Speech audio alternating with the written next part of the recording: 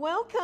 I am so glad that you are here and that you have decided to join me for Bible Remix, Context, Content, and Connections. There are many different perspectives that are expressed throughout the scriptures, and that the people who edited and wrote our scripture thought it was important to hold those together. Yes, there is an overall story about God's love of humanity, and at the same time, there are lots of pieces in that, and those pieces sometimes don't necessarily agree.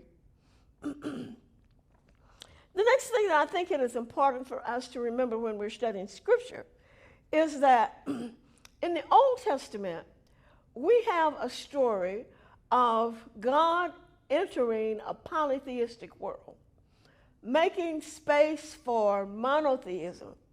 And history tells us that there was at least one pharaoh, Amenhotep, who tried to get his people to think in terms of monotheism instead of polytheism.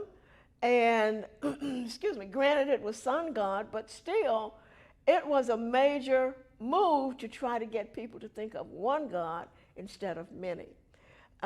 It wasn't until Abraham showed up and Abraham got it, began to understand that there's another way to think about life, another way to think about faith, another way to think about God, and it took with Abraham, and we get this marvelous story, of course, in our scriptures.